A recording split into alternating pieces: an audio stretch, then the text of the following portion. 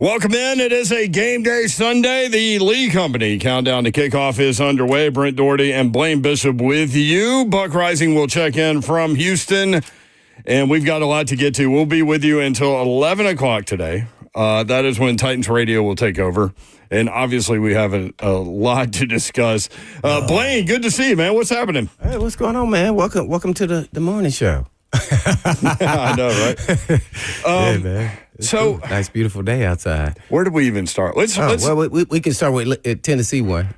Tennessee won. Vandy won. Yeah, Vandy won. Alabama won. So Vandy and Alabama next week will be something. Man, we can have a little fun with that. But it's all good, man. A lot happy. You were at the game though, right? Yes, and you had those cowbells, man. How it was cool in your ear, or did you do what Ron Slay had an orange one? Did you have an orange one? No? Did Slay come up with one? I saw him pregame, and he didn't have one at that point, but. He was definitely looking for one. Oh, okay. No, great atmosphere, SEC football, man. It's so much fun, and Tennessee got the win in overtime. Both fan bases were incredible. It's like you go on the road in the SEC, and sometimes you catch a little stuff. Yeah. Not this time. Both fan bases partying well and enjoying the Saturday, and it was a great football game. Yeah. Like in overtime, Tennessee with a couple of defensive scores. Questionable offensive pass interference call resulted in a non-touchdown, but it was a great game. And Mississippi State, man, they're much improved team. They're a very good football team. They won 2 games last year. No SEC wins, by the way. Yeah, and so my thought coming out of that football game was you might have been watching 2 top 10 teams. Wow. Honestly. I mean, They were that good. So we'll see how it all plays out. Big day in college football, which will be addressed all day on the Zone on Monday. Yeah, real quick before you even go any further, though, I know we talked about the cowbells and everything else. Outside of Tennessee, I know you're an alum, and I know it's loud there at Tennessee at the stadium. But what would you put as the number one outside of Tennessee, loudest, craziest stadium atmosphere? For me, in my history of going to games, going to Gainesville in the 90s when Steve Spurrier was rolling, that was the loudest environment. Now, I've been to LSU at night twice, and it's incredible. Tennessee's incredible. Tennessee now, for whatever reason, is probably as loud as that Florida deal back in the 90s. Okay. But, I mean, every venue is so special. Man. Everybody has their deal, right? Everybody has their deal. Titans, Texans. So,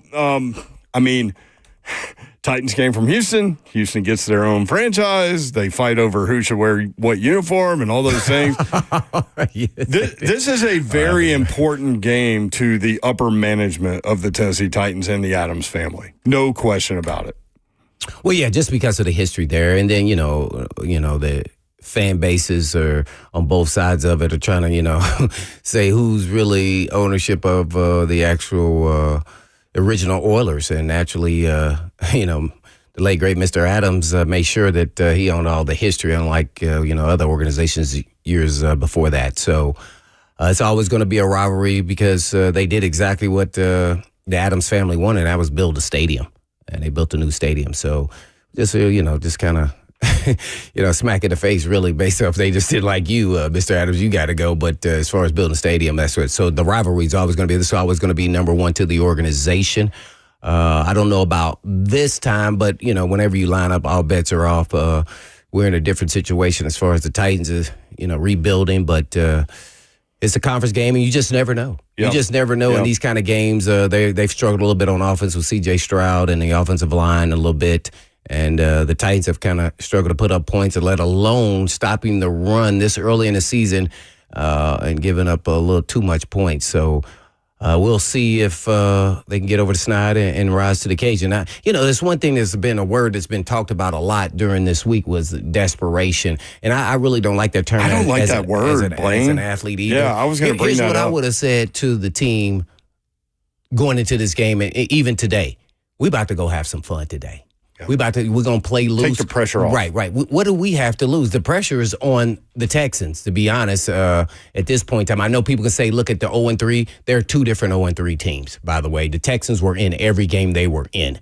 The Titans their defense is good. Yeah, their defense, their front four is incredible. Offense struggling, defense. And what is our weakness right now? Our offensive line of protecting our prize asset. Mr. Cam Ward. Mm-hmm. So I think this is going to be a difficult task. Going to have a great game plan, and we're going to have some special team or some big play on defense or somewhere where we start seeing some big plays being made. Calvin Ridley, whoever it may be, Eligai Manor, to kind of even a level playing field there in Houston. And so it's I think it's going to be a closer battle than most people think just because it's in the division. If it's not, man, better watch out now. We just talked about what the rivalry means. Yep. Lee Company countdown to kickoff. Lee Company, visit them online, leecompany.com. Lee Company, all you need. Also, I do want to say that Buck Rising will join us in the next segment from Houston. We'll get his take on what's going on down there.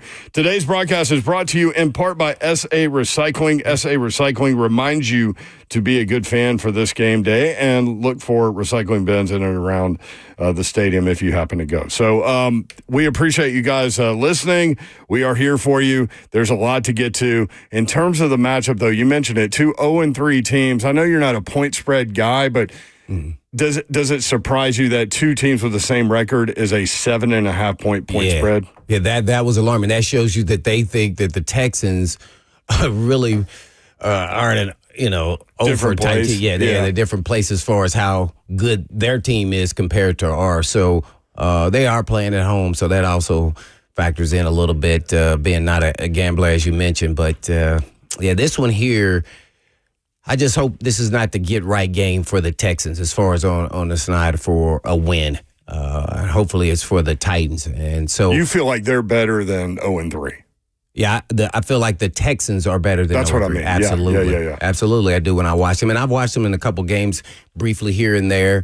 And I don't think their offensive line is as bad as people want to give credit to. Okay, because they got rid of a couple of pieces. Laramie Tunsil's a huge piece. The gas mask, and then they have a Tennessee logo on that gas mask, and then. And then they have an injury involved. So, going into the season, people thought, okay, Texans have the worst offensive line in football. You don't think they're that bad? No, I don't think they're that bad. And the injuries may, make it look even worse. I think they're more getting comfortable with the new offensive play caller and getting on the same page with the quarterback and with protection. So, but the recipe to that always is running the football. Yeah. So you can help out your quarterback and then all as well. So Mixon being out affects them. Yes.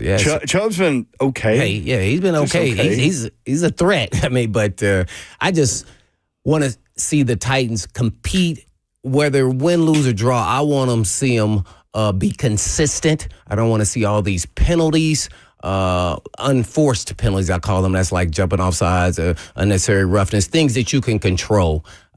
So I think if they do that, I think they'll be competitive in every game. So I'm hoping we see that version of them. And with the head coach now, focus on the actual team, right? So what do you think we've seen from Stroud? Year one, much different to year two. There are reasons for that. Still not clicking like he was his rookie season. Is that just an example of the league figures you out a little bit? Or is it just his surrounding cast of characters? Because he's got some elite options. He got some pieces. You know what I mean? He's got both of those Iowa State guys I like coming out, even in the draft. I haven't watched enough You'll see it today. Yeah, to say what is actually the real problem. Obviously, I just believe when you have the new coordinator and you can have more feel when you understand or are comfortable with an offense. Maybe that's just where they're at and they're not comfortable, and I hope they stay uncomfortable. It takes a transition. Everybody talks about in the offseason all these different things. Until you have live bullets, you're playing in a game, and you make those kind of adjustments and feel. We could say it on our side as Ridley was looking like he was going to start off the season like a game buzzer, and he hasn't. So those things all are thrown out till the season actually starts, and then you try to get a feel for what is good and bad, and you thought was going to be good. So I would say it's more like that, more than and not just C.J. Stroud. And you can tweak a quarterback by him not being comfortable going into the game plan, or by him making a mistake, or by him not getting, the blocking he usually gets, it's especially continuously over and over again.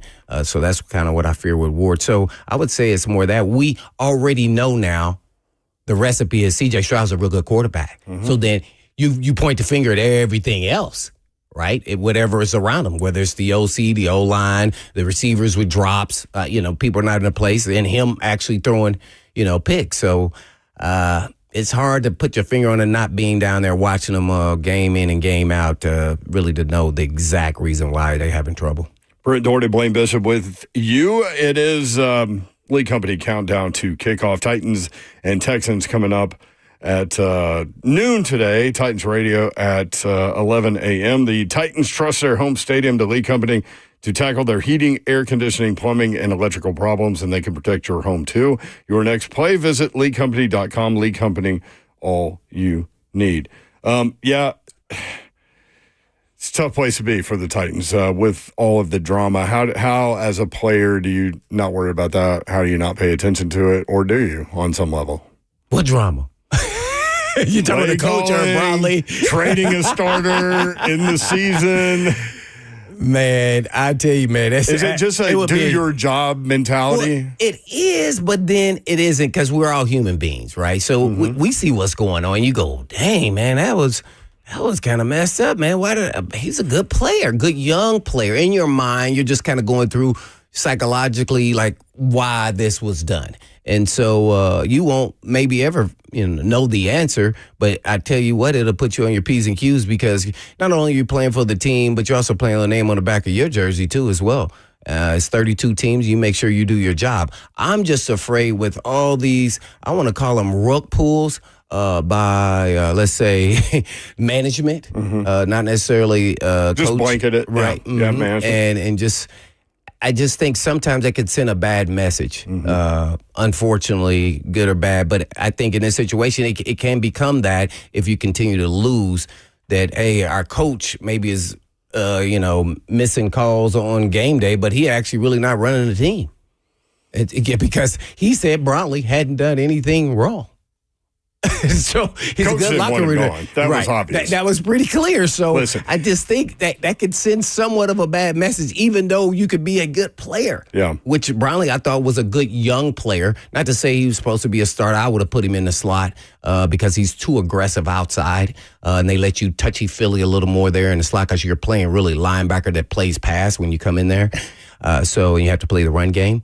But man, that was a shocker and cheap. So they have to make their adjustments and see where they go from here with a young player, which they said is draft, retain, and grow and build. I mean, so that playership. Yeah. So it's just if you weren't one of their guys, you just wonder if you can be around unless you're some high pick. Brent Doherty, Blaine Bishop, the League Company Countdown to Kickoff. League Company, all you need, leaguecompany.com. Buck Rising will join us next when we check back in, and we'll check in with him in Houston next. This is the League Company Countdown to Kickoff.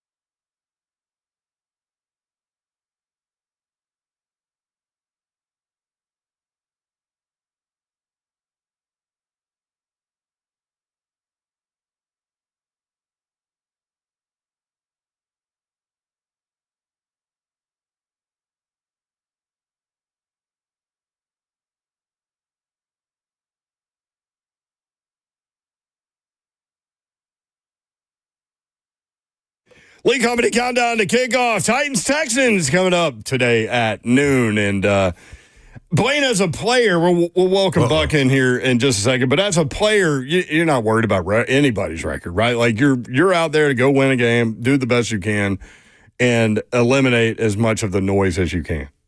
Absolutely, for sure. You're not worried about the record, but you do want to win. You want to feel that joy of winning a game. And sometimes, some of those games are even tough to kind of enjoy, because if you look back at yourself individually, which is what I did every game, which was so exhausting after a game, you'll be so critical because it could be just one play that was a non-factor play. And my goal was always to see if I could play a perfect game. And knowing in reality that would never happen. I do that with radio. Right. See, so but you got to be a tough critic of your own self. That's right. So, that's why I said I would go into this game thinking we're going to have fun, because when I turn on the tape, there's nothing going to tell me about what the coach is going to say to me that I wouldn't say to myself and even be harder.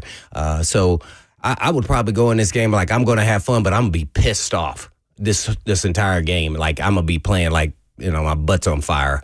Just because I'm not a loser and I don't want to be associated with losing. Some things are out of your hands. You can only do so much. But when I turn on the tape, you're going to see a winning player. I know that. So, I'm hoping that they got a lot of A-personality type people like that. I'm sure we all know who those guys are, but are they going to follow the crew? That doesn't mean you're going to win a game. Mm-hmm. But I'd be dang when you get blowed out. And I've been on a bad 2-14 team, but guess what? We lost almost all those games by 7 points or less. We were in all those games, so there was belief that we could win. We just couldn't close it out. And sometimes it's talent. Yet frustrating, right? Right. Yeah. Oh, very frustrating. Yeah. Oh, man, it was the most irritating thing. I couldn't even sleep at night. People don't understand. It affects your life. It does. And, and some guys, depending on personality, some guys can brush it off and move on, and, it's no big deal, and they still do well. Just it's how you're built mentally. Yeah, they got to get a win. If not, man, this thing could snowball over the next couple of weeks on the road and not be so good. I mean, honestly, and we'll bring Buck Rising in live from Houston. Buck, if this thing goes 21-point loss bad, could we be dealing with a coaching change this time next, or a couple days from now? Tomorrow maybe. Yeah, good morning. Wait. Why does it sound like you're I don't know, it's echoing like you're in a bathroom or something, Are you at the Johnson Space Center? I should be. No, I'm, let me. Or is that just your cold or something? You got a little allergies going on. You got a little allergies. Yeah. All right. Is that better? I'm off my AirPods. How about that? Oh, okay. Yeah. Yes, much better. Thank you, Buck. Okay. Well, so it depends on what he does, right, Brian Callahan, because now they've taken the play calling off his plate, so no excuses about not being able to manage a game correctly. If he has another disastrous decision, sure. We could be talking about a coaching change. I think that they would prefer to just ride it out at minimum until the end of the season if possible. Sure. But that's the thing. The thing about it, guys, is he keeps forcing their hand in this situation. Mm-hmm. And I know he talked to us on, what was that, Monday, I think it was Monday, recapping last week's loss to the Colts and said, I don't ever want it to be about me, this, that, and the other. And of course that's the way that he should feel, and that's the way that any coach should feel. But it has been about him. And I know that there was some conversation this week about, did the refs handle the situation correctly at the end of half, where they were not taking the K-ball from the K-ball guy. If I hear the word K-ball one more time this week, I'm going to lose my damn mind. But understanding that there are some things that were outside of their control that may have made them look worse than they did, it still doesn't excuse the fact that they don't seem like a clean operation and they don't win football games. So at the end of the day, if he has a miscue that's very publicly glaring, they're not going to have a choice but to fire him. And here's the thing that's telling around these kind of situations. Uh-huh. And I had this pointed out to me by a person with the team, is that Amy Adams-Strunk obviously values at Houston more than any other game. This is her Super Bowl. We know the history, yada, yada. Yep. She does come out of the tunnel, her and the rest of the family, come out of the tunnel pregame to, smile and wave and talk to whomever they need to on the sidelines before the game. But every time that she has fired somebody, she has not come out to come out in her normal pregame routine. So if we don't see Amy Adams-Strunk today, The writing may be already on the wall, but I don't think that there's any reason to not. It's just something to keep an eye on either this week, next week, or, basically every other week we're talking about, is the coach going to be fired? What is the vibe in Houston? So the Rockets lose Van Vliet, right, with the torn ACL. The Astros missed the playoffs last night because somebody gets hit by a pitch to walk in the playoff extending run. Yeah, now they've got the Titans coming in town, and how dare you threaten to wear, old school uniforms and all these things. What's the vibe in Houston down there this weekend? Yeah.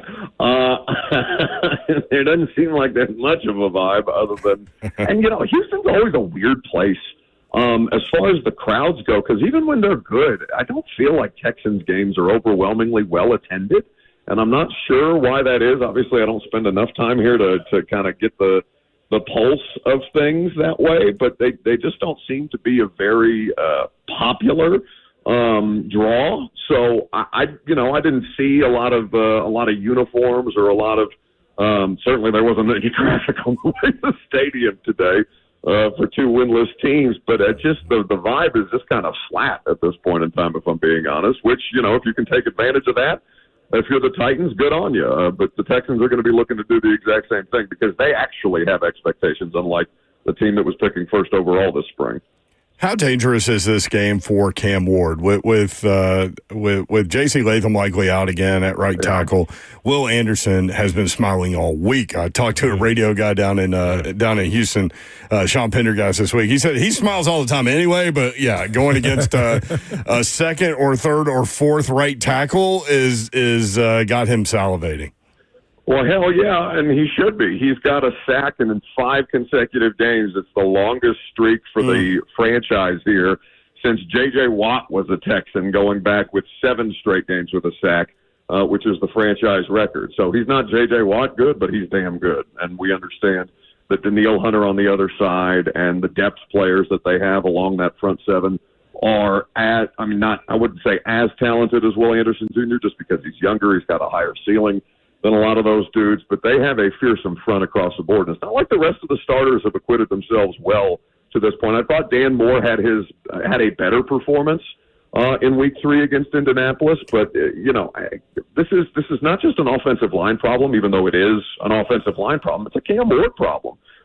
He holds the ball too long. That's the thing that he was known to do in college, because he's trying to extend the play. He's trying to find ways to make something happen when things break down, and that's completely understandable. But that's one of the habits. I won't call it a bad habit, because if it works to their favor, like that touchdown against the Rams, then everybody's going to say, well, what do you mean? He's just trying to make something happen. He doesn't have any help around him, this, that, and the other. But at a certain point, he is also contributing to the setbacks beyond some of the spectacular wow moments that he can make to dig them out of a hole. Real quick on that note, though, do you think who is bearing the most responsibilities on his inconsistent play, Cam Ward, that is?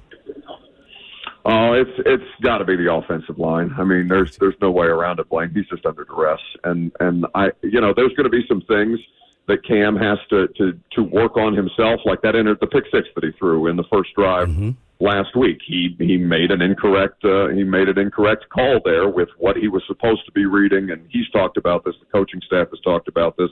Alec Iamaner was open on a slant, easy first down option. Cam Ward put Tony Pollard in a situation where he was going to have him run a route to the flat, threw the ball in that direction, and what was it? Kenny Moore picked it off, read it right away, and capitalized. Cam Ward is making mistakes out there. They're just not as they're not as explosive, say, as some of the coaching gaffes that have happened, or as obvious to the untrained eye for people like me and people like fans who are watching this and saying, well, he's getting sacked all the time. It's an offensive line problem, or the offense isn't functional. That's a coaching problem. Cam Ward's not perfect here, and we understand that he has plenty of work to do in that direction. But the thing that's killing him most is 1, Ridley drops, 2, offensive line play. No doubt about it. I know both you guys have Greg Cosell on, I think, and what has been his observation on the development thus far this early in the season with Cam Ward and the offense? Brent, I'll let you take it from here in just a second, but basically to summarize, it's just kind of up and down. It's what you would expect out of a rookie quarterback who's got talent but isn't quite playing comfortably within structure, and we understand that there are a bunch of mitigating factors, but there is Greg, at least when I've talked to him on a podcast, Brent, you can speak to this otherwise if there's been a different level of conversation there. But Cosell, it seems, is having a hard time getting a full read on Cam because the penalties. I mean, they're constantly in 3rd and 9. You can't operate that way. That is very true. And the one thing that he said this week that I found to be really interesting was you see it with young quarterbacks a lot that are on bad teams that develop bad habits because they're under such duress. And he's concerned about that. He did say this week. Did he talk anything about his drifting to the left?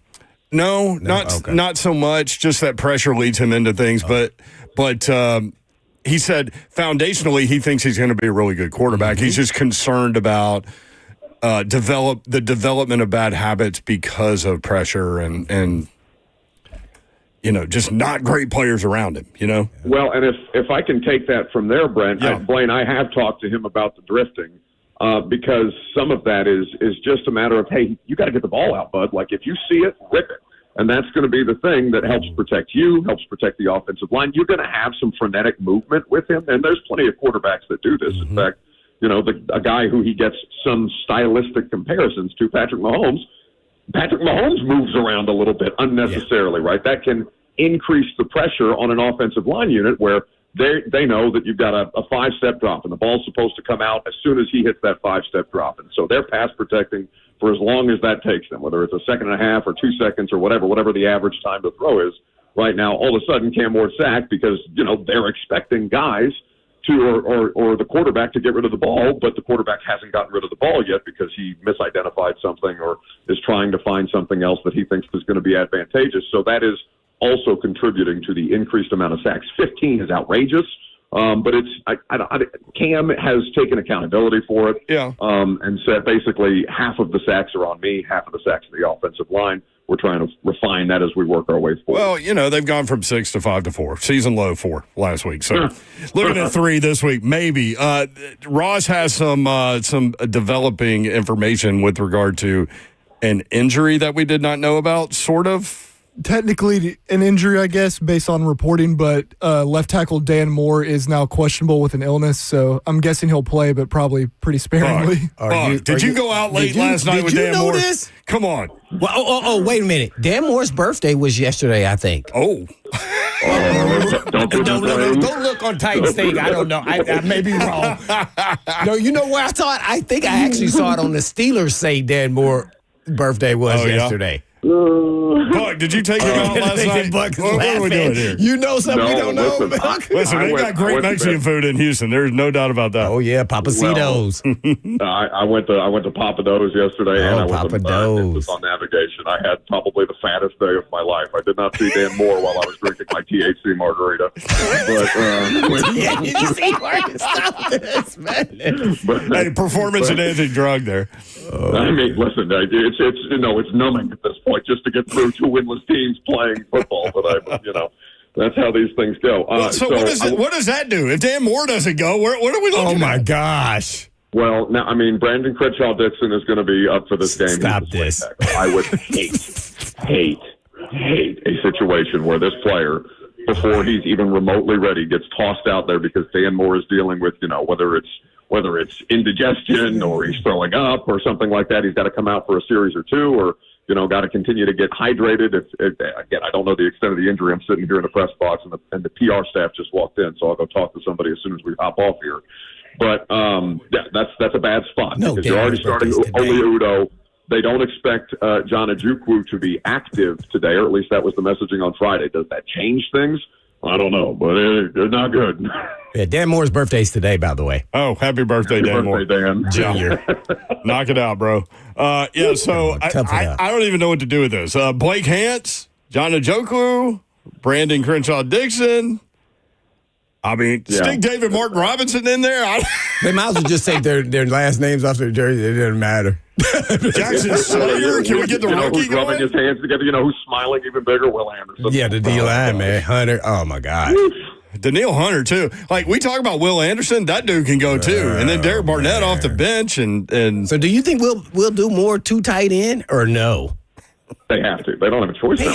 Don't they? They have to. You're gonna. I mean, what if you say your tight ends can't block? What if you, in your mind as a coach, you go, but we're really not that good at blockers. We just I don't okay. care. Put them in there anyway. Get in the way. Like it's. You have to find ways to keep him upright. And also, again, this increases not just the literal pressure, but the metaphorical pressure on Cam Ward to get the ball out quicker. Quick concepts, no deep developing or no long developing deep down the field type of plays. You're just going to have to paper cut them to get to death if you're going to have success here, because you're already talking about limiting the number of routes that you can send out into as a formation if you're keeping tight ends, if you're keeping running backs in to chip. Hell, keep the slot receiver in to help block if you need to. I don't know what they're going to do about this. Blame. It's going to be bad. What can they do? I mean, I don't know. We talk about chipping, but that affects the route trees and everything else, right? Well, we can't let him kill the quarterback, so I would try to. We can't pull the Wizinator. Yeah, we can't be doing that, man. We got sacrifice David Mark Robinson to the football gods. We can't. We got us one, so let's protect. And hey, man, if it's nobody open and you max protect, throw it out of bounds. This is what I came up with on Thursday, and let me run this by you guys because it didn't go well with Slay and Dawn. I would play chess here, and you know that little ankle thing that Cam Ward had earlier in the week. Oh, right. That flares up. Send Brandon Allen out there with no tackles. Oh my! Against Will Anderson. Oh, he might die. Live to fight another day, like they said on Friday. Yeah, I hate that. I hate the idea of that's the roster version of a surrender draw, running it on second the way that they so much love to do, which makes me insane. But yeah. I mean, he liable to play well just because he's running for his life. Yeah, but you know what, Brent? Here's the thing. Here's the thing that's interesting about this. Your coach is messaging desperation. Okay, literally at the press conference, he's talking about playing desperate. That is not a space that I want my players operating in. But I understand why the coach feels a certain type of way because he is desperate and he needs to win. Yes. He wants to keep his job. If they do anything, let's say, untoward as far as how long they keep Cam Ward out there, if the situation is completely unmanageable, just because they're pressing, those questions would come up in a press conference tonight and tomorrow and all week long if they are still, employed long enough to field those questions. Who? That's what Sneeze said. Nico, who? Let's go find an owl. That was awesome. I heard that at a stadium one time. That was awesome. How about that? Did you think that was poking the bear, or did you thought it was just fun, or what did you think about this need and who you talking it about? is just fun, Blaine, and I get their competitors, and I get that L'Jarius Sneed believes in himself, and I have no issue with that. Yeah, but that was just. You aren't in a position to be poking anybody. You suck. Yeah, come on. Man. Nico Collins, and I know the Texans' offense hasn't been good, but he's got 14 touchdowns at home. I'm reading off the Texans' PR pamphlet that each home team puts out every game. He's got 14 touchdowns at home. He's caught at least one touchdown in 12 different home games at this point in time. They're trying to put on a show in front of however much of a home crowd shows up here today. And you didn't play well last week, respectfully, to L'Jarius Sneed. I know he held his own against the Rams, but last week was not a good week. L'Jarius Sneed got bounced off the turf by Jonathan Taylor, Derrick Henry, Josh Norman style. I wouldn't be doing a lot of talking if I was him. I would have said I need to reintroduce myself. What's that song? Yeah. That's what I would have said. If I was going to go down the road of poking him, I'm like, I need to reintroduce myself. I haven't played in a while. Blaine, if you were to say, and let's say Samari Roll said that, and you're a safety, would you have something to say to Samari, like, hey, man, come on? Well, first of all, Samari Rowe wouldn't have said that. He wouldn't have.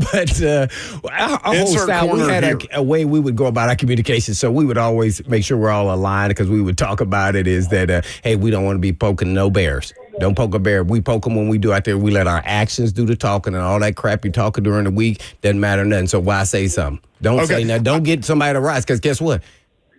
Guess how much you get a rise out when the other dude says something. Yeah. Just think now. You want to wake them up, and guess what? You may not even be playing, so why are you saying that? You may not even be guarding that guy. So I feel bad for the other guys that are going to be guarding Nico Collins to be like, oh, man, Sneed, he wasn't even guarding him. Jarvis Brownlee ain't out there to help you. Right. You're going to put Darryl Baker Jr. You getting him all piped up, man. He over there just killing our rookie cornerback. You can't shut up. Yeah. So I know one of your teammates wouldn't have said that in your locker room, but the head coach did. Talking about Jacksonville as a home I didn't like field. that either. I was like, oh, my gosh, what are you doing, man? Don't do that. You're not out here playing. But he was out there messing with the other coach. But I was like, oh, my gosh. All right, man. I don't like poking the Bears. I sure love using it against them, though. I did. So one thing that came up, I did Houston radio this week, and one thing they talked about was the fact that the Texans are not good against the blitz. Yeah. And Denard Wilson on Monday said, I've got to do a better job scheming things up blitz-wise. Do you think this is the game where they just unleash like some creative blitzes and try to just disrupt Stroud? Well, Blaine, I defer to you here, but, like, I don't know. You have a secondary you can trust to hold up that way if you're going to send all this extra pressure. Like, you're putting guys in one-on-one situations at that point, and I know there's different kind of blitz concepts and different kind of things that you can do to disguise blitz and stuff like that, but you're putting a lot of pressure on your secondary that you just took a hatchet to this week because you didn't like the guy's attitude or whatever nonsense they were spewing at the podium this week about Jarvis Brownlee. I don't know that you can leave your guys out on an island like that against a passing game that's trying to get right, especially given that this offensive line is bad, Brant. Like, Jeff Simmons has been playing out of his mind. If Jeff can't have a day today, or if this pass rush can't have a day today, or at least look like a competent NFL, a reasonable NFL pass rush, because God knows they haven't through the first 3 weeks, do you really want to hamper yourself more? I don't know what the right answer to that is, Blaine. Yeah, I really don't either. And to be honest, that was my biggest concern coming into the season. No elite pass rusher on the outside. So then now you have to manufacture pressure. And that's never a good deal. And then now you're not stopping the run, at least containing the run. You're getting big runs. So now it's like, okay, teams can pick their poison. We're going to run the ball. We're going to throw the ball. So then you got to decide at some point, hey, I have to get after the quarterback. Now, how often are you going to do that? Oh, my gosh. I would not want to be in Denard Wilson's shoes at this point in time. I would be a lot more conservative in my approach based off of how this league has become a passing league, and that I would hope that I want to see you make a mistake driving down 80 yards or how many ever yards it is, and that I can draw you into a mistake more so than trying to force a mistake. So that's a tricky one there, man. And I thought it was tough last week with that assignment, with that thought in mind, because they had been so productive offensively, the Colts, in terms of driving the length of the field. Texans, I'm not sure about. I mean, they've scored, 9, 10, and 19 points in their 3 games. So I think Blaine's idea there is probably a little more sound with this matchup to make them drive the length of the field and make them not make mistakes. I agree with you on that. Yeah. So man. And then you putting everybody else out there on the island, and I'm not even sure outside of Snead, and we can't even say he's up to speed, but we at least know he's going to stay, or at least healthy, knock on wood, and then he'll probably continue to get better game in and game out. But I just don't know. Just from the beginning, being an unexperienced coach last year, I would have went with someone on the defensive side that had experience, just for sake of developing my staff. And so, and then I would have been playing probably a lot more zone than blitzing based off of how our team is constructed, and we're really not a playoff contending type team. We're a bend, don't break team, so you got to kind of look at where we're at now at this point in time. But if you want to play with nothing to lose and those guys are comfortable with them being on the island all the time, then fine, let's go. Let's do it. Then. We say in college, like, somebody's band's going to be playing. Yeah. Either ours or theirs. So I think it is constructed that way with the cornerbacks. But how often you want to do it, man? That's messing. That's messing with danger. Buck, while we have you, Buck Rising joining us from Houston, Texans and Titans coming up at noon today.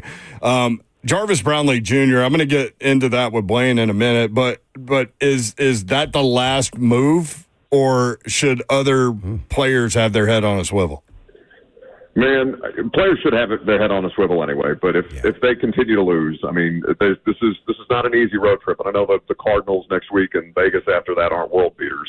But the deadline's looming, and this team needs draft picks. Now, the kind of players that they're going to move is going to be the curious thing here, because right now they're trying to cull, or they have started to cull Rand Carthon's draft picks, even though they're guys on rookie deals.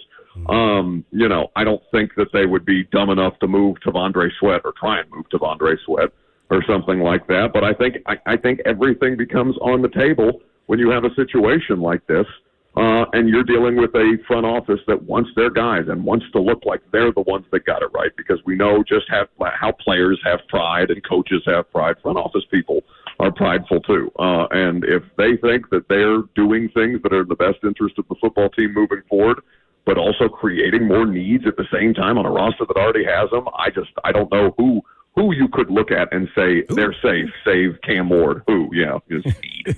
I noticed that too. Can't even get guys to take like Snead and Ridley. They're not doing their jobs well enough. Yeah. Buck, did you do anything fun in Houston on this trip? Oh, I went to the Space Center yesterday. Took a tour of NASA. That was sick. I found a good spot called Papados to eat some seafood, make oysters, and watch college football. Yep. Yesterday, I went and did Fox. After that was Fitzy, and then I went to Nymphes and had way too many THC margaritas because I knew today was going to be brutal. Well, maybe you could have some today. Way to prepare yourself. Yeah. Had a good time with Dan Moore last night? Yeah. You were hanging out with Dan Moore for his birthday? By the way, Ross, why don't you credit the people that are reporting that, since you are not the Titans insider that you're trying to prop yourself up as? Oh, yeah. Who reported that? Dan Moore is dealing with an illness. It was another roster update, but it was per Jim White and A to Z as well. Okay. Thank you. Roster update. All right, Buck. Have fun today. Or not. Okay. Or not. I'll see you. There he is, Buck Rising. Lee Company countdown to kickoff. Titans and Texans coming up at noon. Titans a 7.5-point underdog today to the 0-3 Texans. Available 24/7. Put Lee Company on your team to tackle your home's heating, air conditioning, plumbing, and electrical problems. Schedule online at leecompany.com. Lee Company, all you need. When we come back, we'll talk about the situation at cornerback now with Jarvis Brownlee Jr. in New York. Blaine, what do you think about that? We'll do it next. This is the Lee Company countdown to kickoff.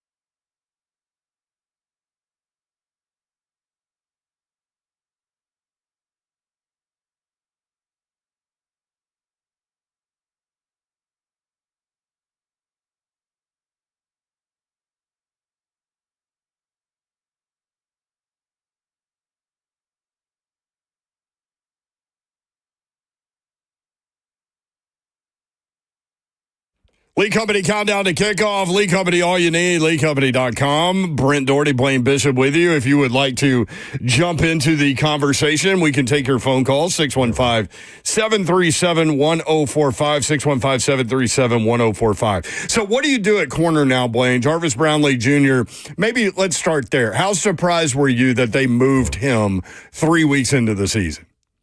Well, I was definitely a year surprised. and a half after they drafted the guy. Well, especially what they've been saying, draft, retain, develop, and all that. So, and Brownlee was one of those really aggressive players. I just like the way he went about his business. I would have played him in the nickel. He's overly aggressive outside, and that's why he's getting those hold of me. If he did that on the inside, nobody would even call penalties. That's a great point. They wouldn't even call penalties. It's not as noticeable inside. Right, because you're out there on the island. Right. No doubt. So I played there. So, and I've always thought that's where he was at. But with Snead out during training camp, he played outside mostly, and I was shocked. I thought they'd move him back, but naturally they had to cover themselves. So I was stunned, to be honest. So, and then they talked also about how tackles and corners, you keep as many as possible, good players like that, especially young players. So now they're going to depend on really players, at least thus far in their career, in Davis and Snead with the Titans. They hadn't shown over their history that they stayed healthy. So that'll be interesting to see how we parlay this. And as well as you can put in Harris, the draft pick, the late round pick. So we'll see how much he plays today and if he deserves, to be out there and show that he can play to that level. What do you think about him? 6th rounder from Cal. We haven't seen a lot of him. I hadn't seen a lot of him. I watched him real closely. I was at the Falcons game there in preseason in Atlanta. Got to see him really. I never really saw the 4.3 speed until he got beat really on a deep ball, and it was coming right to where I was sitting, and you could see him turn on another gear and then not panic. By the way, he looked up for the ball and to make a play. So I'm really interested to see if he can make some plays like that against starters in the league, because he's he's really not tall. He's like Brownlee. He's like the 5'10", 5'11" guy. Just he has 4.3 speed. Not nowhere near as aggressive, I think. But with time, he can become a really good player and maybe potentially a starter. But how soon and all that, I have no idea. I don't think he's better than the Davis guy who has injury history all over the place. But, man, when he's healthy, he's a really good athlete, the kid from Alabama they signed. Jalen Armour Davis. I asked you about him last week on the Lee Company countdown to kickoff. You like his skill set. You think he's got an NFL body and NFL skill. Yeah, well, he's a long, super athletic and get out of breaks. I mean, he's exactly, if you want to draw up what you want your cornerback to look like and how athletic you want him to be, he's that guy. He just hasn't stayed healthy in this league, and so they're depending on guys like that and Snead to be the guys when they have a injury history. So that's what's so puzzling with the Brownlee. But yeah, I do love his skill set. If he stays healthy, you get dynamite in a little bottle here, and then if he plays well, and then someone else pay him because now he stayed healthy for one season out of a career. So yeah, I forgot all about him from Alabama. I didn't even remember him. And then you go watch the tape, man. He's a dog too. So he didn't look like that so much in his first game. Maybe he was trying to get comfortable with scheme and system. But I'll be watching him and see how much Harris plays as well. Darrell Baker Jr. Solid backup 3, rotational player. If you're unfortunately he's a starter, but right. No, nothing against him. He's made the most of his opportunity. Yeah. But I think what he is. But I see he would be like how I would approach tackle. Like that's the guy you want backing up your 2 corners. That's a guy that's good like that. That's supposed to be backing up the tackles. Not unknown name guys, not guys who haven't started in this league and shown that they can start consistently week in and week out. So that's what you want at tackle. And as a backup, like Baker, guy can start in a pinch for about 2 or 3 games. And then you say, okay, or rotate in. Right, yeah. Mm-hmm. So solid player, though. You got to have guys like that. I would say a guy like that with us, in my era, was Dana Sidney. Yeah, it wasn't really 37. Yeah, yeah, really good, solid player. Yeah, you could depend on him. Be interesting to see the defensive matchup with that Texans offense that's been struggling, and they've been struggling because they don't have Mixon, right? So Chubb's been okay. Their offensive line hasn't been great. C.J. Stroud hasn't been great, but they've been in, as you pointed out earlier, Blaine, they've been in every game because of their defense. So it'll be interesting to see how the Titans attack. Can they get pressure without having to scheme it up? I doubt it. What kind of game can Big Jeff have today is another thing. Ooh, man. Because he's been double-teamed a lot with Sweat out. And you know, I thought he was going to have a big year, and I'm still seeing that in film. And I know we're not hearing his name as much, but, man, he is causing some real trouble for offenses, and it's really, I feel like he's a one-man show, to be honest. When 7 pressures so far. The 1 sack, but he does have 7 pressures, which is top 5 NFL. I know he probably wish he had another sack because he had one in his grasp, and somebody like grabbed his arm and like really kept him from getting it. You know, one of those linemen, they should have caught him, but they did not. Yeah, he's just got to keep doing his job, you know, and playing the elite level, and they can only do so much. He needs to help getting pressure on the outside. They help probably facilitate maybe some sacks for the numbers. But, man, he's played fantastic. I think I'm a little more concerned with their defense. I'm looking at, you know, your boy Toa, Aziz, you know. Aziz Al-Shar? Yeah, man, we know what he is. You're talking about dog. Yeah, they're pretty good, man, in their front. Oh, my God. So, man, and they got rid of their starting safety too, by the way. I think because he was blowing coverages, but I actually like how he plays, to be honest. So I'm kind of glad he's not playing. To be honest. Let's talk about that when we come back. How did the Johnson? Yes. How do the Titans attack the Texans' defense offensively? Let's talk about that. Calvin Ridley, Alec Iamaner, who has proven to be now a consistent threat in the passing game, and Cam Ward's looking for him, too. That's the other part of that. Calvin Ridley with drop problems. He said he's frustrated by that. We'll talk about the Titans offense next. If you want in, 615-737-1045. Lee Company. Countdown to kickoff. Lee Company. All you need. LeeCompany.com.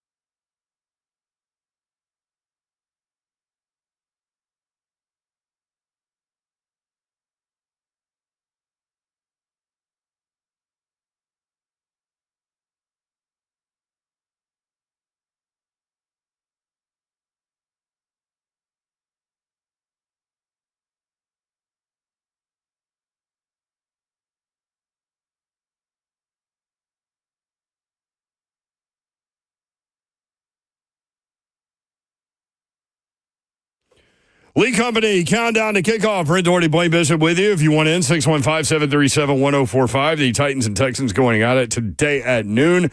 Somebody's going to get a win today, Blaine. Oh, man.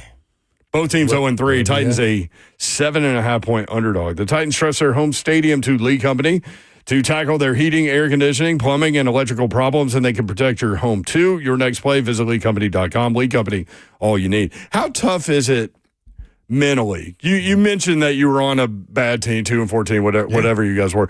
Mm-hmm. Just from a mental perspective, to go back out there, each game is the same, each game is different.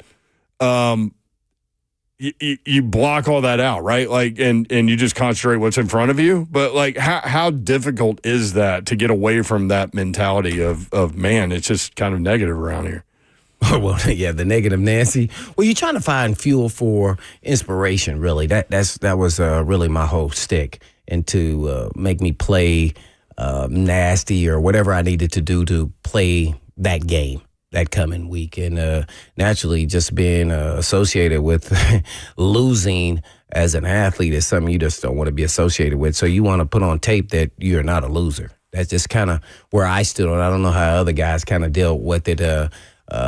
And, you know, actually go through these ebbs and flows of emotions because you have to play at a high level with emotionally in these games, which was really exhausting. And so you try to bring the best out of yourself and then help encourage your teammates to do the same. And, you know, you win, lose, or draw, you can say you gave your best. And that's really all you can do when, you know, you're not having success of, you know, closing games or having penalties. You just got to just keep grinding, and eventually something breaks. And to me, that's where Cam Ward can bring some form, because he's the quarterback, you know, excitement and positivity on when a mistake is made. You want to see when you're a team how you respond to a mistake, and then eventually at some point the quarterback be like, I got him. And that's kind of what happened with us with McNair. He finally came onto his own, and then he just said, I got us. And then we rode his coattails, and it was kind of unbelievable just to see him say it every time and get it done. So all it takes is one time to get it done, and then the belief of not only, you know, the coaching staff, but the players then will start believe that good things will start happening. If not, you can start saying, oh, this snowball is going to happen, and how can you keep it from happening? So you don't play as free. I say that all the time a little bit because, you know, if you put in the work, you let your work show on game day and you let it fly. And that, to me, is with no hesitation in your play. And sometimes I see guys out there hesitating, not believing what they see or what they were told to look for, and they're just not letting it loose.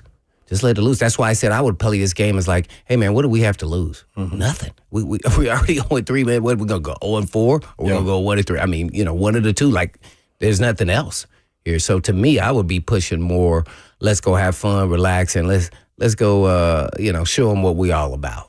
Do you think there could be like an obstruction between playing free because there's nothing to lose when you have a coaching staff that knows they have to win or they're getting fired? Well, yeah. What happens is throughout the week you'll feel this tightness amongst the coaching staff that they're putting in pressure on you as individual groups.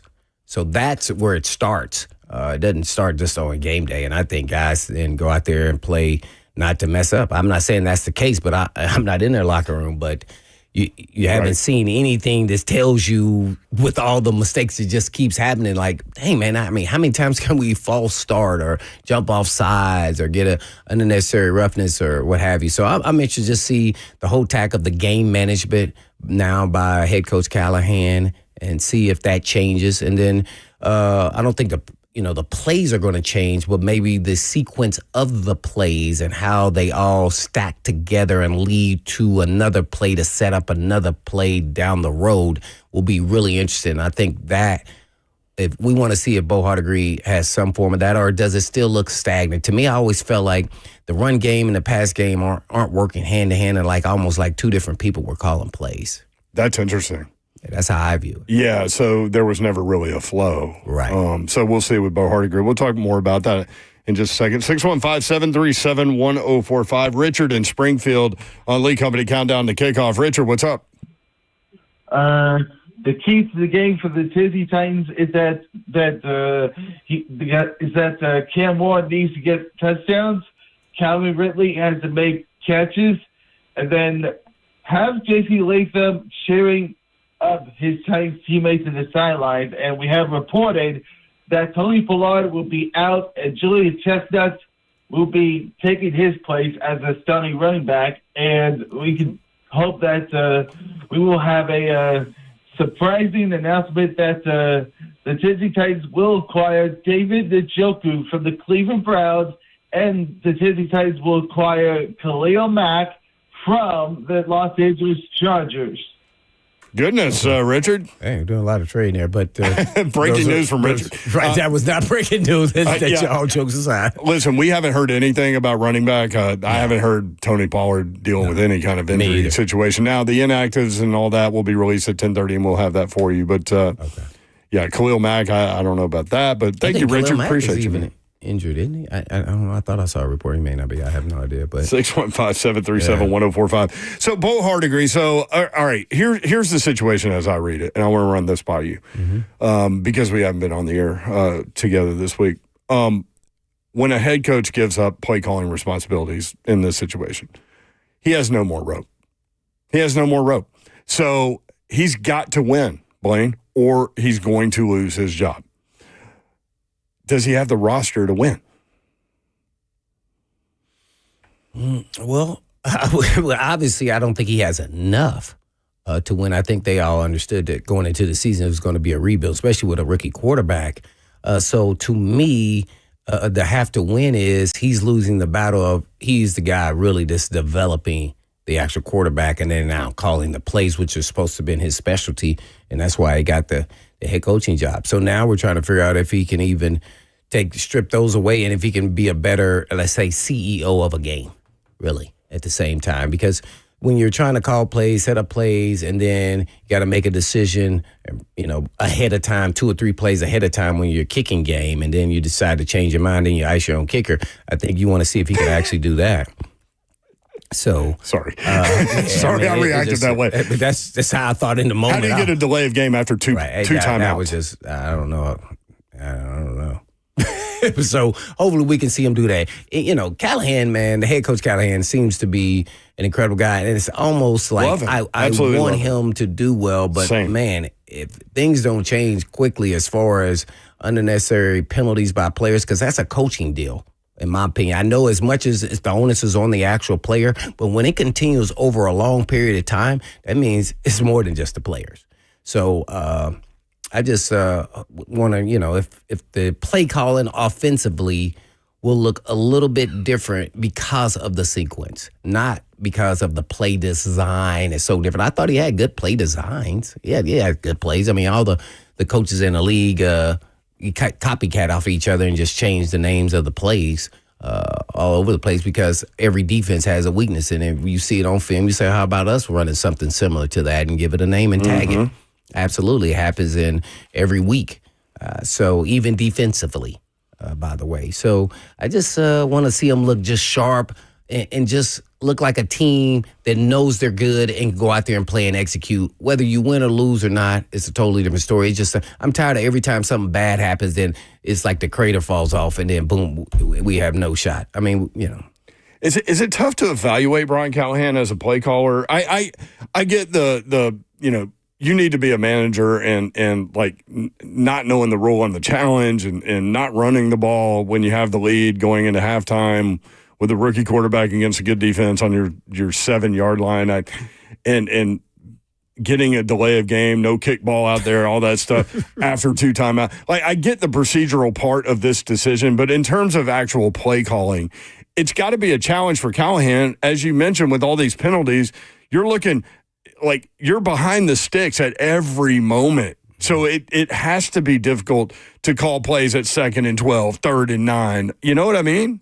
Yeah, especially, with the offensive line, if they know they have to pass, so, yeah, with Latham out for sure. So, yeah, it's tough, but at the same time, you say that's what he gets paid for. That's right. That's right. He gets paid for to be the play caller. And how long do we have to think that he should be able to get a pass. To me, a year last year was that, and then now we see this, and then now. So this was a logical move. Right. Well, I don't know. I think it was from upstairs because he kept on saying that he loves play calling and that he would actually never give it up. He's actually said that weeks before that. So. That's why I thought the question should be, whose idea was this? I thought idea was the key word there. Mm-hmm. Because if you ask whose decision this was, like, he can easily say mine after I was told to do it. Like, you know what I mean? But do you agree with me, like, that this is his last chess move? That now there's nothing separating him between coaching and not coaching, hired, fired, all those things? He's 3-17. This is a meritocracy. It's funny, what I mean? You never asked me this, and we have never discussed this. I do not think this is his last move. Okay. I think then the next finger will be pointed at the defensive coordinator. That's what I think is going to happen. Okay. Yeah. Interesting. When that happens, and if that happens, yeah. Ultimately, winning cures everything, right? So go out and do what you can control, right, and get a win today. Especially against the Texans. That would be huge. I think the Texans and the Colts are probably at the top of the list if you're talking about the organization, but it's a big gap between the Texans and. But if you get a win today, then you've got Cardinals Raiders coming up. Mm-hmm. Then you start thinking about stacking things, right? Like, so this is a massive football game in Brian Callahan's career. Yeah, and the offense is still only averaging, I think, 16 points or so? Somewhere in there. So, offense not scoring, defense not stopping. Bad combination. Bad combination. Penalties. Yeah. Recipe for not a very good team. So, Calvin Ridley, 4 drops in 3 games. He had 6 all of last year. He said this week he's frustrated. He's got special glasses. They're did you see that? I saw. They've got him wearing these special glasses that make him concentrate on the ball more. Like it's you can't see as much. I don't know. Anyway, I hope it helps him because does that get in your head? Well, I think it's in his head. I mean, because he's too talented. He's just got to squeeze it and lock it in and pull it in, and it's just kind of amazing where he's gone since he's been here. The slow start last year, you heard that from the Jaguars people, and then to see him have a slow start here, and then we thought it was more so him and Will Levis not on the same page. So you start saying, well, maybe it was him. And then now, if he has one drop, then he starts having the dropsies early on in the season, or the first 2 games or so.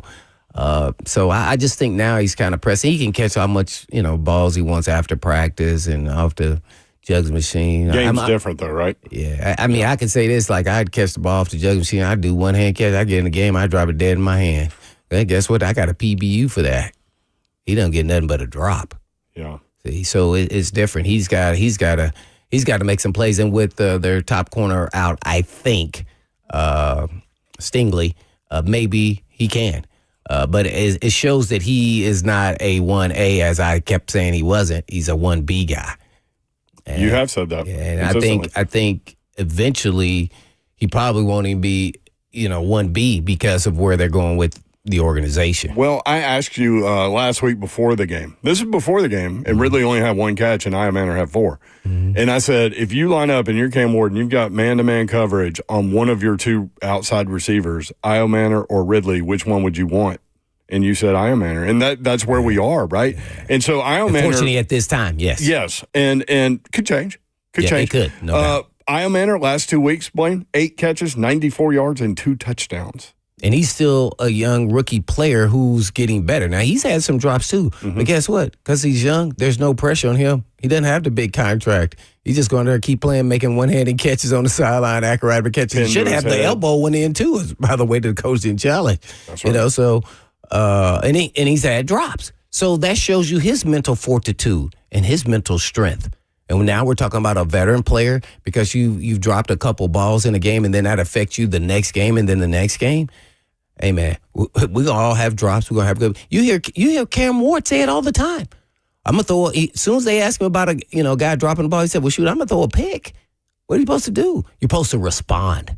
So, I'm a little disappointed because really is super talented. He's quick as well as fast, two different things, being a guy that's covered those two different type of styles of players. Mm-hmm. He's got both. Mm-hmm. And I just think he just has to believe he's that dude. And see, what happens is when you have a guy that thinks like that, is pawned off as, oh, he's a diva, like T.O. or, those dudes that like demand the ball. Well, Calvin Ridley's a nice guy, but then when things don't go well, he goes into a tank. Well, the dude who's the diva, you better keep throwing me the ball because I'm going to make a play that you are not going to forget. See, that's what you have to deal with. So either you want one or the other. You got to choose. And you got to choose the kryptonite you want. Well, I like to do the diva because I feel like, hey, man, we got enough dudes on the team that can kind of contain the diva. We just got to feed it. So how about this?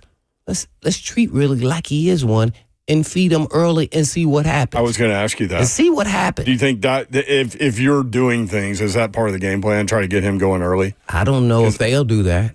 I don't know if they're going to do that because they have really never done it. I would. Yeah. Because I think that's important, right? Right, because get him going? If he drops the ball after I throw him the ball 5 different times and he has a couple drops, he's standing next to me because now it ain't us. It's him. It's him. Nah, man, you going to sit here, even a vet, you can stand there and still learn some things. There's ebbs and flows in careers and everything else. But we got to catch these balls, and we pay you way too much money not to catch this ball. 6 drops all of last season. He has 4 in 3 games. And I'm going to still support him, but I'm going to give him tough love. Sure. Tough love right here, man. Well, and being around him, I don't know him, like great. It seems like he's a great guy, great dude. But I think he would respond well to that. Like I think he's frustrated by his performance. Well, I think what I mean? You got to know your players. I think he's a guy that you need to put your arm around and hug him, man. Hey, man, it's okay. Let's go out here and play. Let's go. Yeah, that's it. We need you. Yeah, no doubt. Yeah. What do you see from Io Manor through 3 games as a rookie? Got a shot to be a number 1 guy? What do you see? What my natural instinct says, no. I think he's a great B. Okay. A 2. Yeah, and that's great, right? Oh, yeah. I'm just curious to get your take on him. Reason why I'm envisioning what I want my team to look like, and my team is like, okay, I got a good physical number 2 right here we're developing. Then I bring in that diva star-studded dude come next year in the first round. Bang. And now all of a sudden we got something, and with DK there in the slot. So then now you've already fixed your receiver spots right there. So I think he's going to be a good solid number 2. That's what I see. I love what Cam Ward said about DK this week. Somebody asked about the 2 touchdowns that were called back, and he goes, 3's a charm. I thought that was a great answer. Cam's always got something, man. Yeah. He's old school, man. But you got to be excited about the draft class that Berganzi and crew really had this past year. All those guys are really, it seems like, besides the ones that are not playing or dressing because of injury or what have you, they're already contributing. You got to think those other guys are contributing. Only one is really a question, which you knew was somewhat of a project, was Femi. But you see the athleticism. He just has to develop as a player and just keep growing. So they're on the right track with the players they've got. So you want to see them with a couple more draft picks.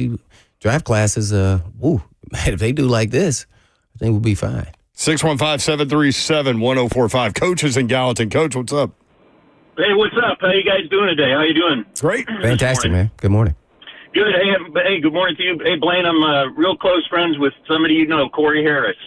Oh, yeah. So, I played against him in high school as well as college and pros. In high school, I know, too? Yeah. Oh, yeah. He played running back just like I did in high school where Ben Davis, which was a big 6A program, and we were small 3A, and we used to take them down.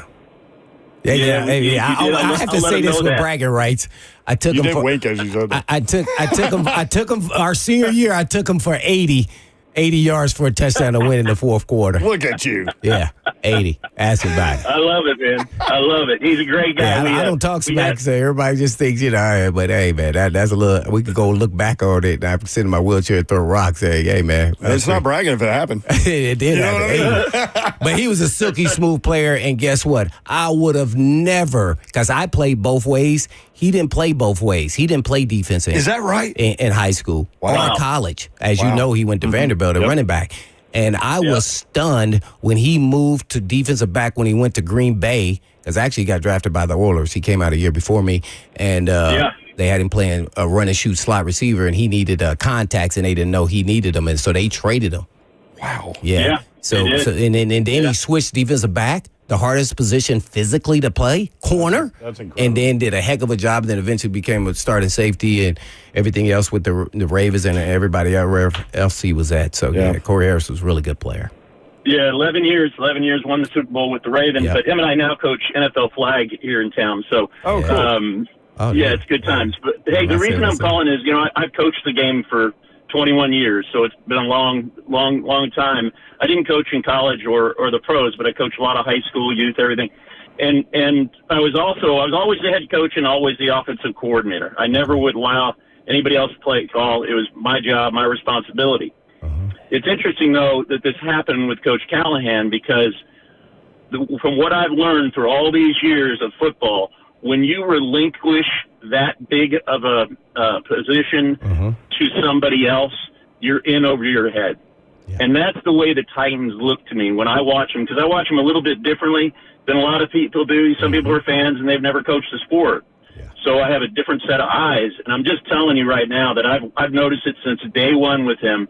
The team does not seem organized, and that is the responsibility of the head football coach to control it. And then coming into this year, we're watching a very, the scheme looks good. I mean, the offensive playbook and the plays look really, really good.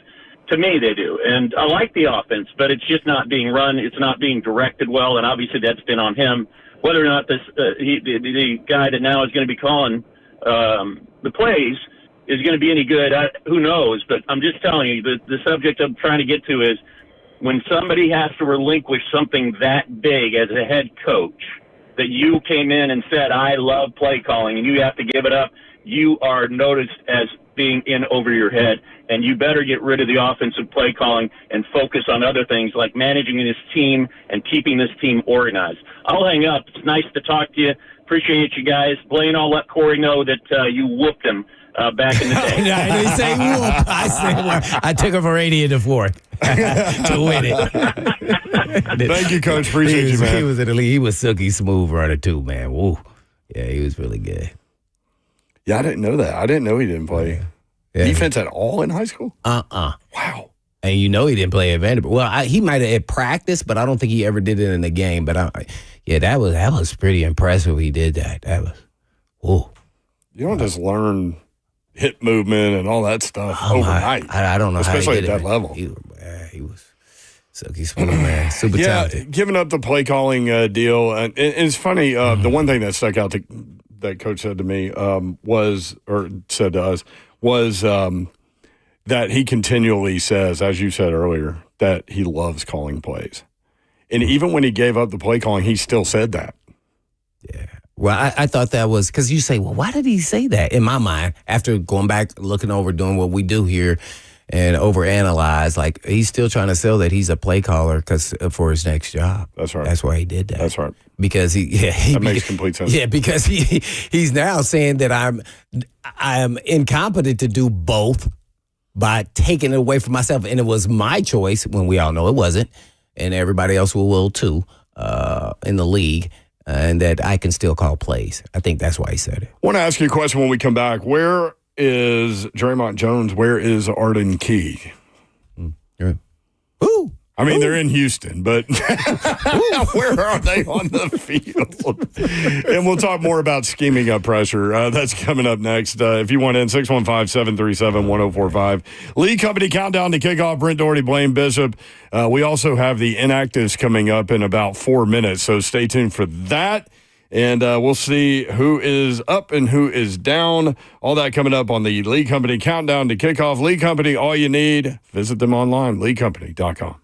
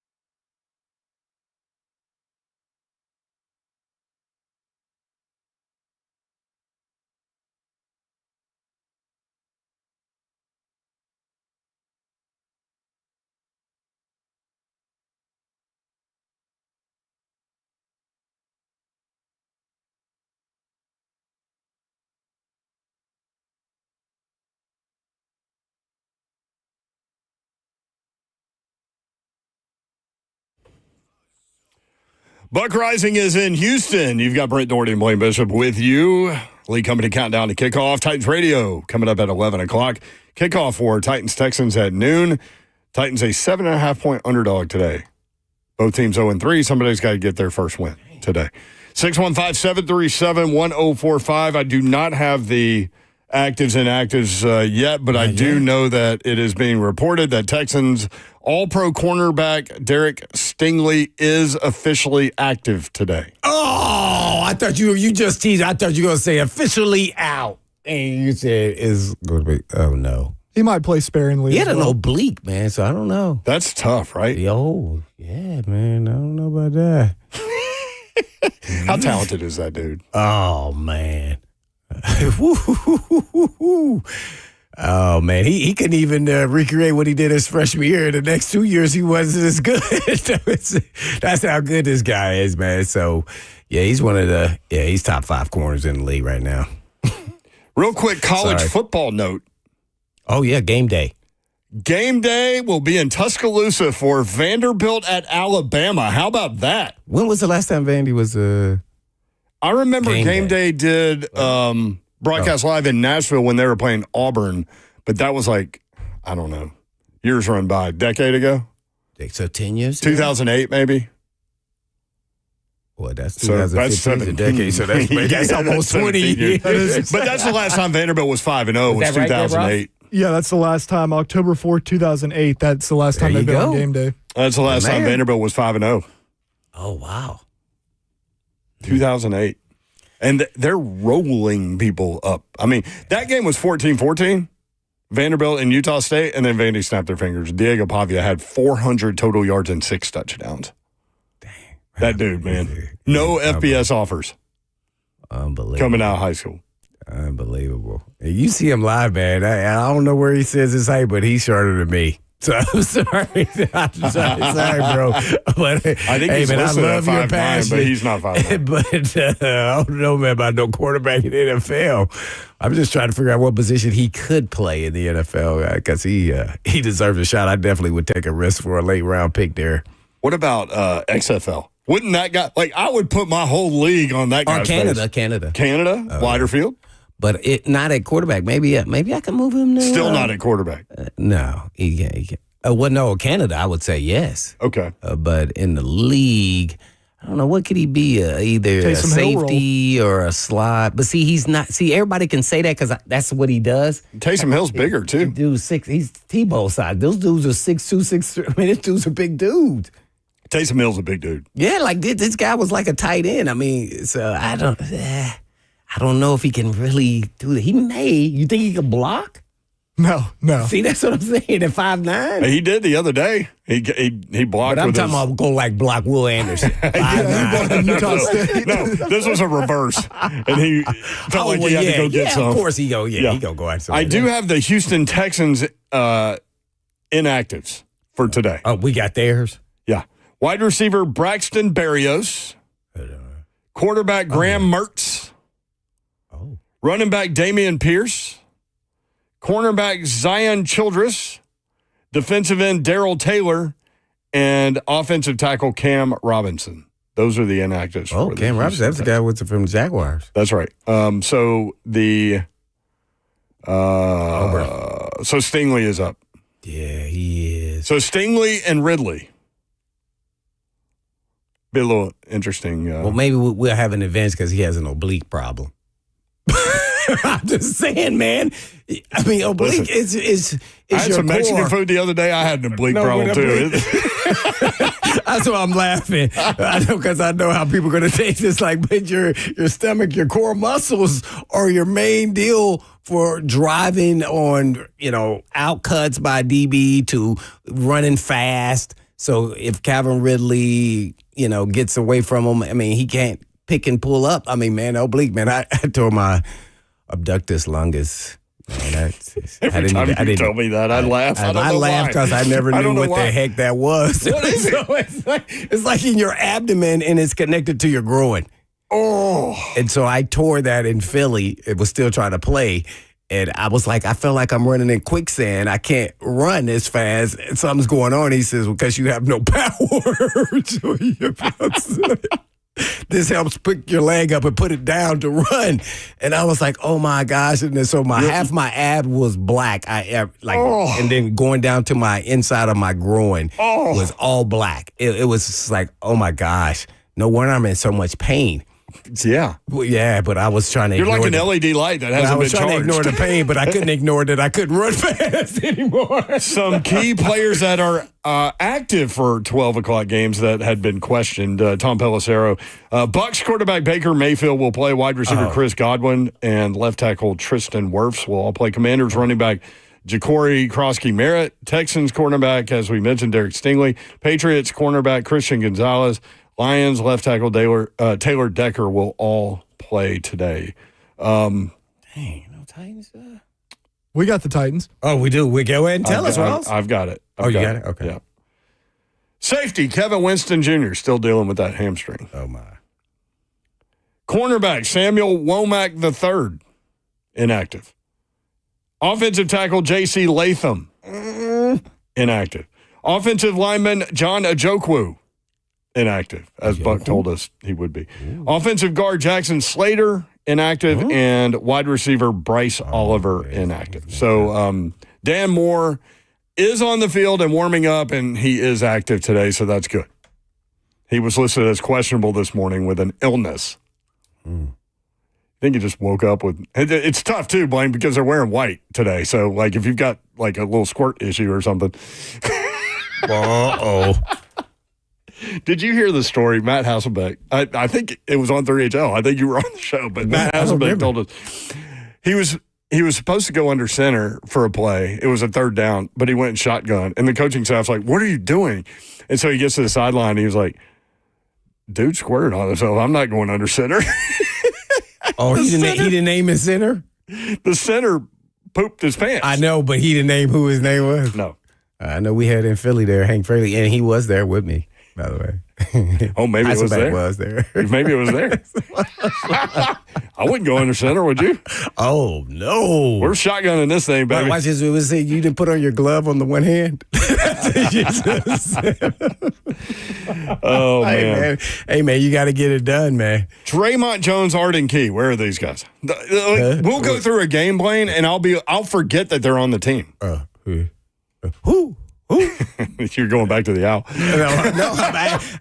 I'm actually doing Sneed. What are you talking about? Like, you had to know that over their history, they're not sack guys. So, unfortunately, we're asking them now to be a little bit more than what they are. Yeah, and Arden Key's a rotational player. We all knew that, but man. And so now you're seeing him on a down in, down out. That kind of wears on him, and then for the pass rush, he's not as effective. So.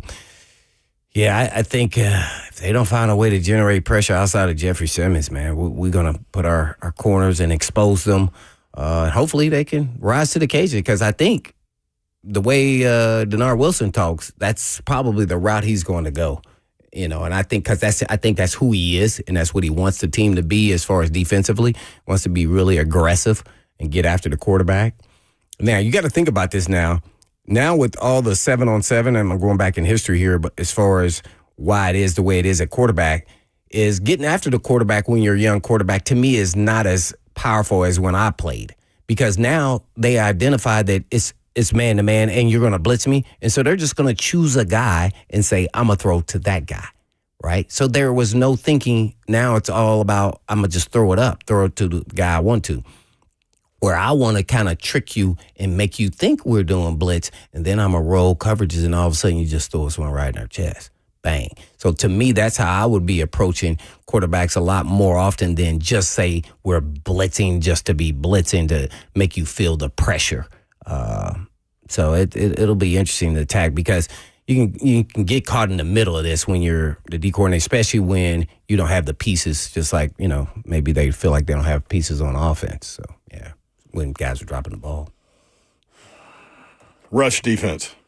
Oh, there's no exception. They got to be able to stop the run. They got to contain the run. Nobody should be. It's been a talking point all offseason. Denard Wilson said we will be better against the run. They gave up 151 to Denver, 149 to the Rams. The Colts had 137, but it was 4.9 yards per carry and 3 rushing touchdowns. Yeah, and then all the missed tackles there. Then, all the missed tackles. Yeah, Taylor, man, he looked phenomenal. Ooh.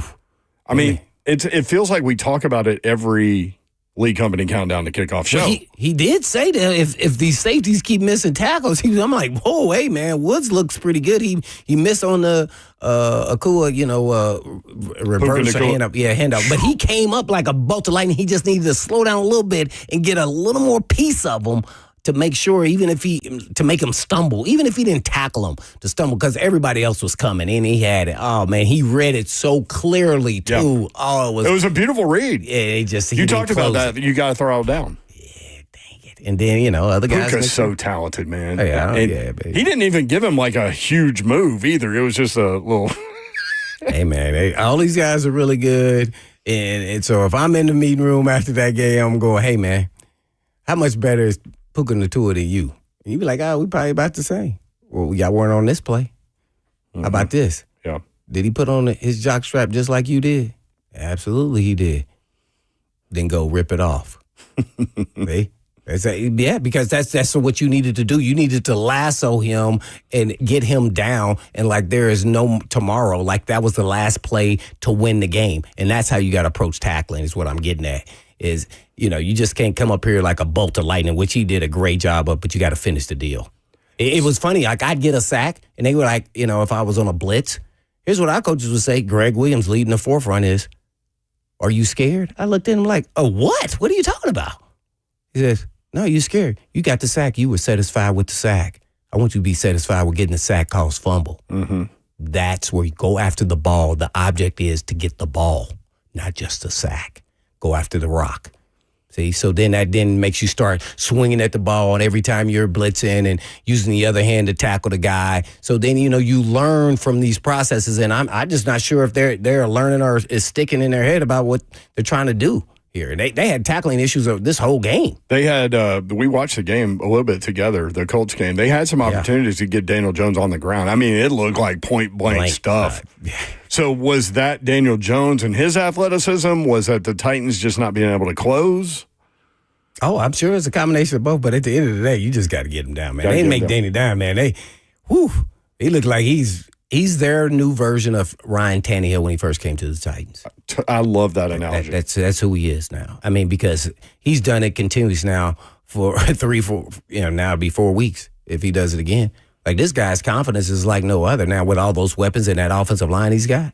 So David Cutcliffe obviously had him at Duke, right? Like he was the head coach there. Yeah. We ran into him at SEC Media Day a few years ago, and he was like, all he needs is a fresh start. Like that system in New York, he's had offense coordinator after offense coordinator. It doesn't fit him. He just needs a new life, basically. Mm-hmm. So when he got that Colts thing, I was anxious to see what that might look like. They paid him $14 million, so I thought he was going to start right off the bat.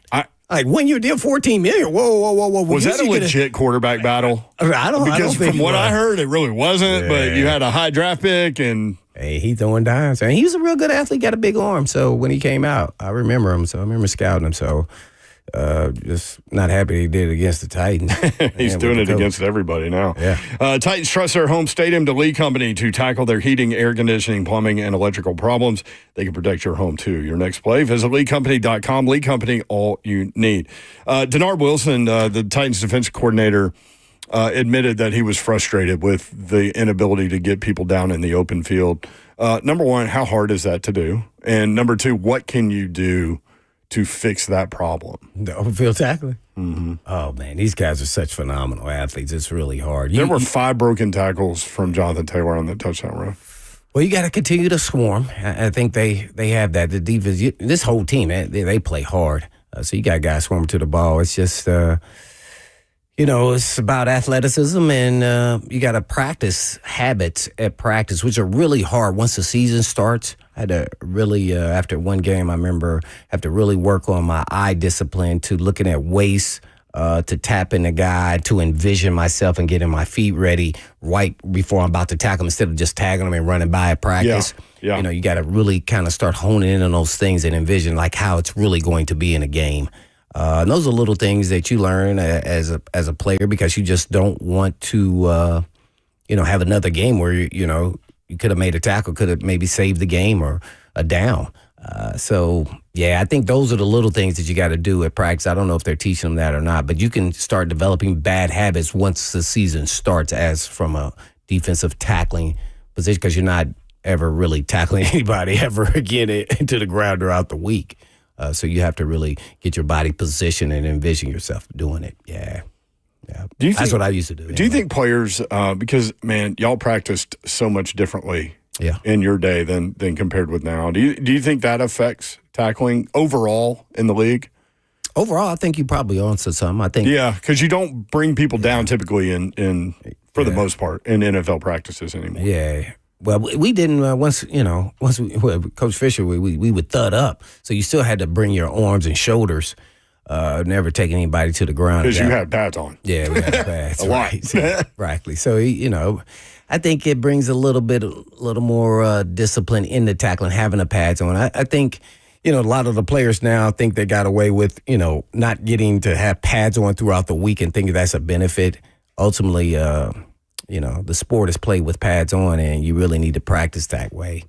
I just kind of believe that being kind of not just an old head, but I think they need to be doing it more than they do.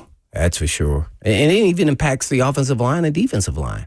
When you're preparing for the season, most of the time everybody start off slow if you're a running team. Then defensively, you having tackling issues. So I completely agree with that. That's probably more a league-wide thing. But guess what? The league doesn't care because they want to see points.